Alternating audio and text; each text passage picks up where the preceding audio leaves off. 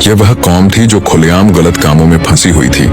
आदमी के साथ बुराई करते थे और अपनी गलतियों पर गर्व महसूस करते थे। जब उनकी गुमराही हद से बढ़ गई तो अल्लाह ने उन पर सजा देने का फैसला किया। अल्लाह ताला ने कुछ फरिश्तों को बेहद सुंदर नौजवानों की शक्ल में हजरत लूत के घर भेजा। जब हजरत लूत की बीवी ने इन अजनबी मेहमानों को देखा तो उसने चुपके से अपनी बुरी कौम को खबर दे दी कि हजरत लूत के घर बहुत ही सुंदर लड़के आए हुए हैं। ये खबर जंगल में आग की तरह फैल गई। बुरे लोग हजरत लूत के घर की ओर दौड़ पड़े। हजरत लूत शोर सुनकर चौंक गए। जब वे लोग दरवाजे तक पहुंच गए तो हजरत लूत ने आखिरी बार उन्हें समझाते हुए कहा, अल्लाह से डरते रहो और मेरे मेहमानों को शर्मिंदा मत करो। क्या तुम में कोई समझदार इंसान नहीं है? वे लोग हंसते हुए कहने लगे, अगर तुम इन खूबसूरत लड़कों को हमारे हवाले कर दो तो हम चले जाएंगे। जब हजरत लूत बेहाल होकर रोने लगे तो फरिश्तों ने कहा, ऐ लूत, घबराओ मत, हम अल्लाह के फरिश्ते हैं। ये लोग तुम्हारा कुछ नहीं बिगाड़ सकते। तुम अपने परिवार को लेकर इस बस्ती से निकल जाओ और कोई भी पीछे मुड़कर ना देखे।